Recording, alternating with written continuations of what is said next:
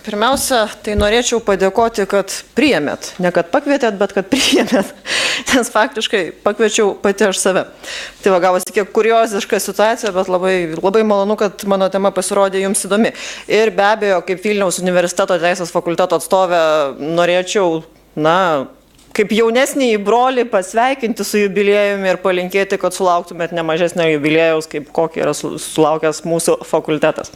Tai va, kadangi laiko yra mažai, 15 minučių, o pasakyti, kaip visada, aš noriu daug.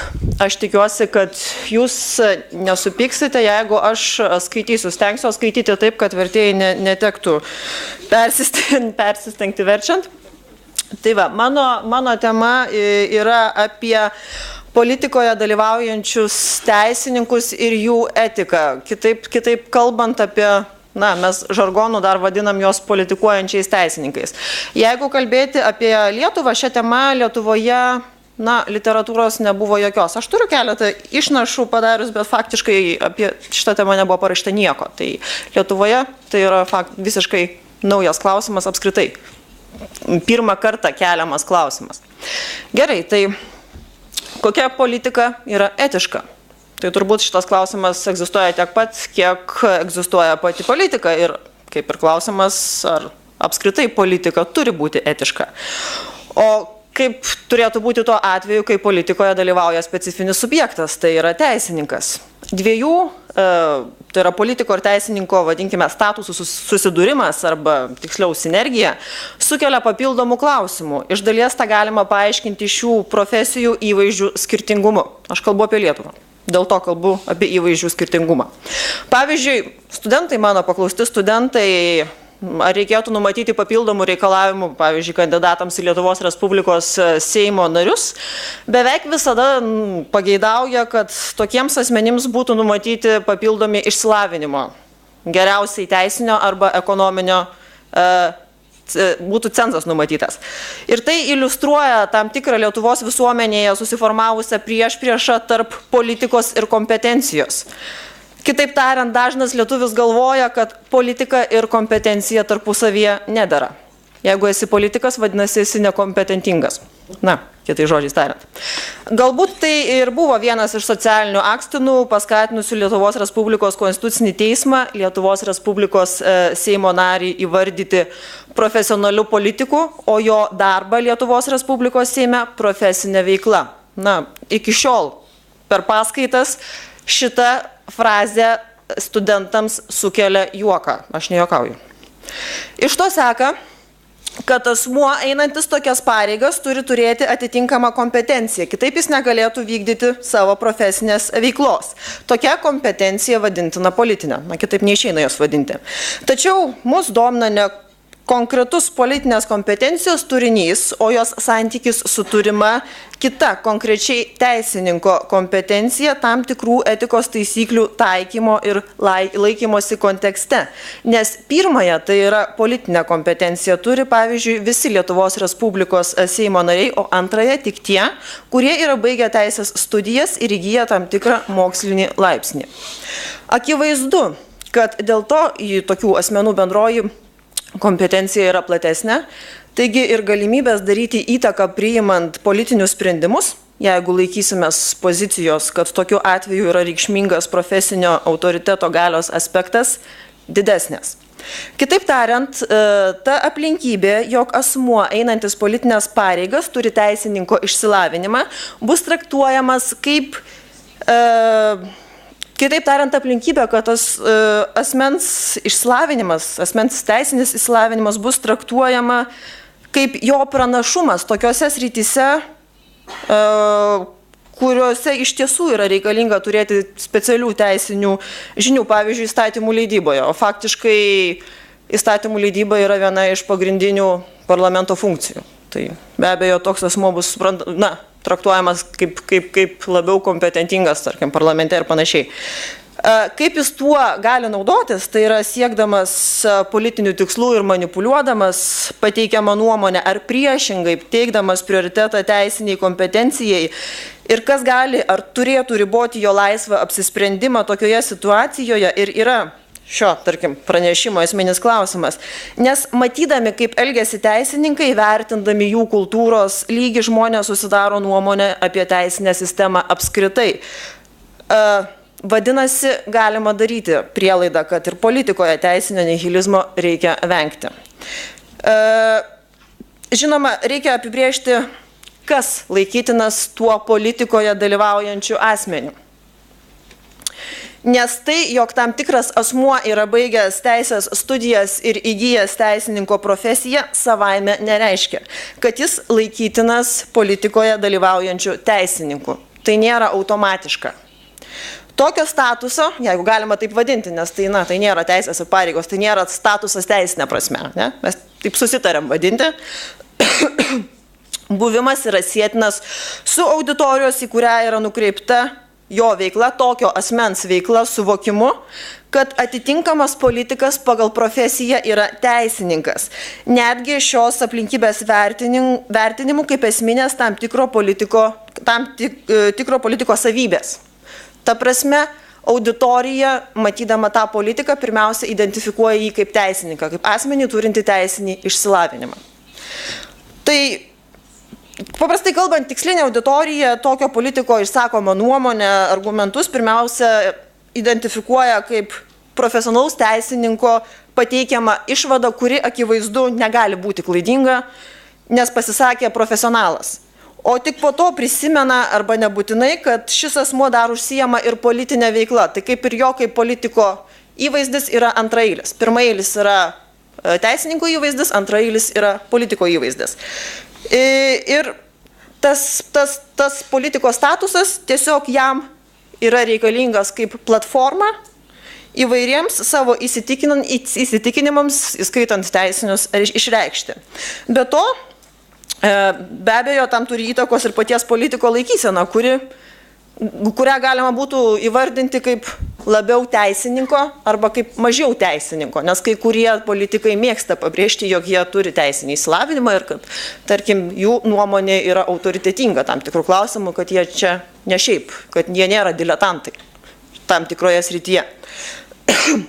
Geresniam savokos politikoje dalyvaujantis teisininkas turinio suvokimui aš siūlyčiau prisiminti visus politinės pareigas einančius ar kitais pagrindais politikoje dalyvaujančius asmenius, turinčius teisinį išsilavinimą.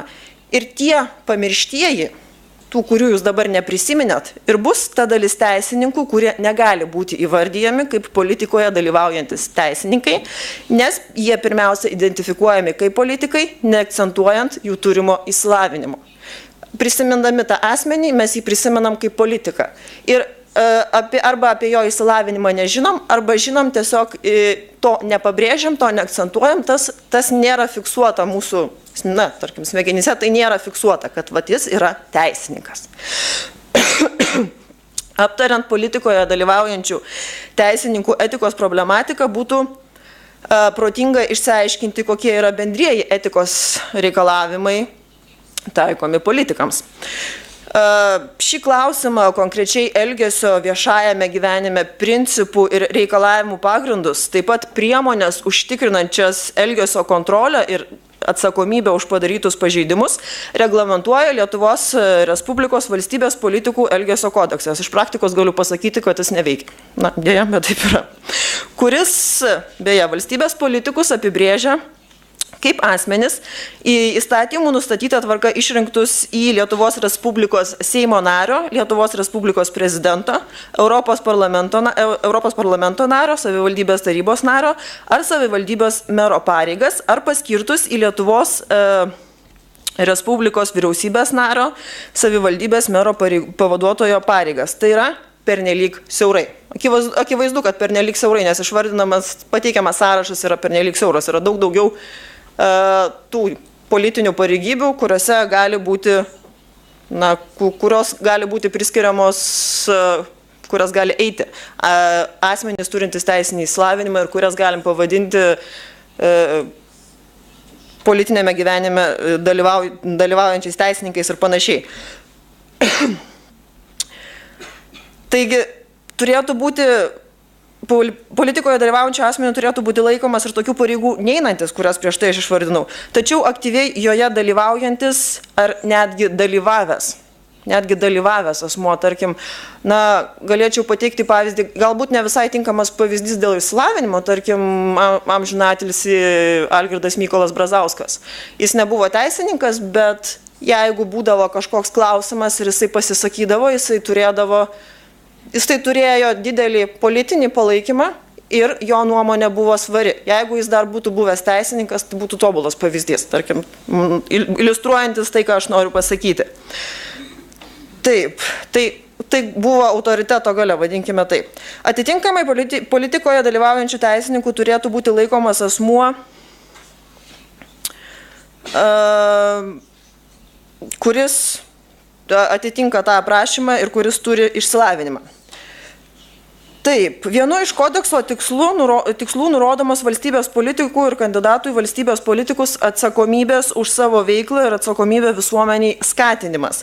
Tai galėtų būti laikoma išeities taškų nustatant politikoje dalyvaujančių teisininkų etikos reikalavimus.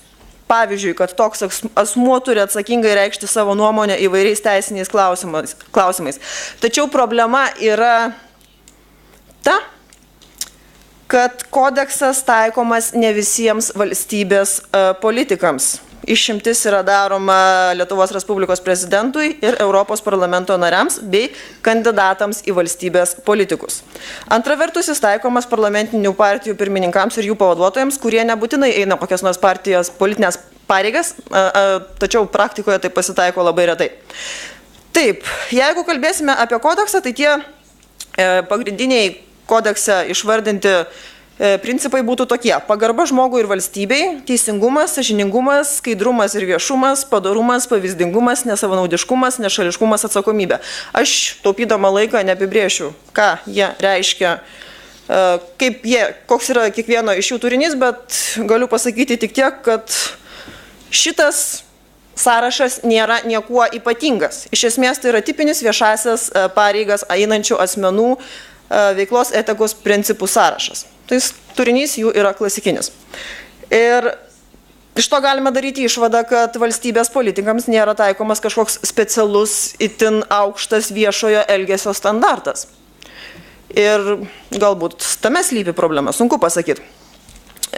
Be to, kodekso nuostatos yra orientuotos į privatų valstybės politiko, kandidatų į valstybės politikus ir ar jiems artimo asmens interesą. Tai yra iš kodekse pateikiamų valstybės politikui ir kandidatų į valstybės politikus artimų asmenų ir privačių interesų apibrėžimo nėra pagrindo daryti išvadą, kad tie subjektai apima, pavyzdžiui, politinės partijas ar kitus politinius junginius, o interesas politinį interesą. Netgi ir tuo atveju, kai kalbama apie neturtinį suinteresuotumą. Taigi, labai sunku kalbėti apie tai, kad šiame kodekse užsimenama apie etiką, apie viešą interesą ir kitus dalykus.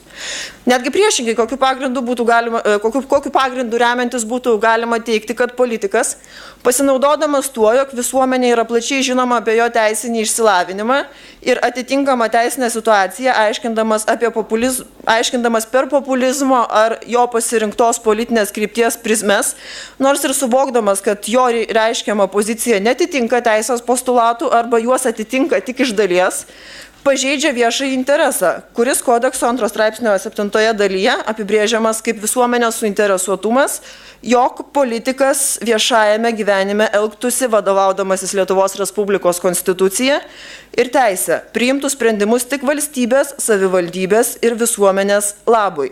Ypač pastaruoju metu, nes prisidengiant visuomenės gerovę, pagristai galima kelti klausimą dėl atitinkamo teisinio ar netgi konstitucinio reguliavimo tinkamumo.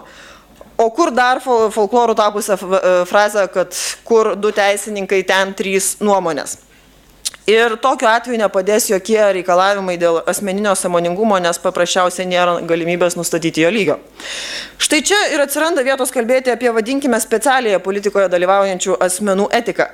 Tačiau nuomonių tam tikrais teisiniais klausimais pluralizmas ne visais atvejais gali būti laikomas šios koncepcijos išeities tašku. O jeigu bus laikomasi pozicijos, kad politikų samprotavimas negali būti taikomas tiesos reikalavimas, išskyrus įžeidimą ir šmeižtą,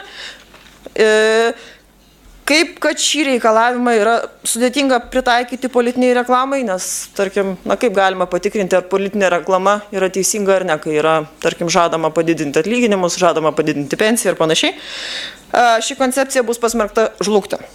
Iš kitos pusės specialiai politikoje dalyvaujančių teisininkų etiką galima ir matyti reikėtų laikyti siekių, o ne imperatyvų. Todėl ir neverta kalbėti apie tokias dramatiškas pasekmes. Specialius etinius reikalavimus taikytinus politikoje dalyvaujantiems teisininkams lengviau apibrėžti negatyviuoju būdu. Tai yra įvardijant atvejus, kurie yra netoleruotini. Baigtinio jų sąrašo dėl politinio gyvenimo dinamikos ir jo situacijų įvairovės pateikti nėra galimybės. Tačiau galima paminėti tam tikrus aspektus, kurių identifikavimas sudarytų pagrindą atitinkamą atvejai kvalifikuoti kaip specialiųjų politikoje dalyvaujančių asmenų etikos taisyklių pažeidimą. Žinoma, su sąlyga, kad jie bus formalizuoti, įskaitant adekvačios atsakomybės nustatymą. Nes kol kas tai nėra padaryta, o politikų etikos kodeksas, politikos etikos kodekso nuostatas aiškinti taip turiningai, kol kas nėra jokių teisinių prielaidų. Taip, taigi tas orientacinis sąrašas tų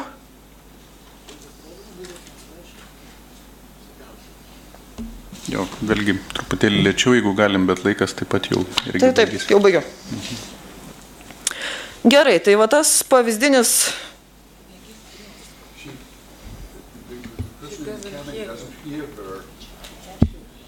dabar geriau?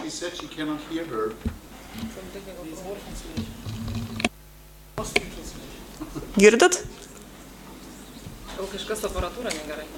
Jo, kažkas aparatūra negerai. Aš galiu atsisėsti.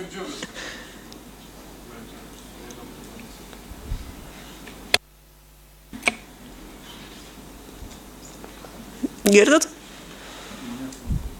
Tai gal aš galiu... Gal galiu iš vietos kalbėti tada? We can come here.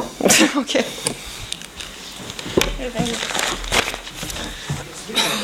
Gal čia girdės. Nesigirdės aš?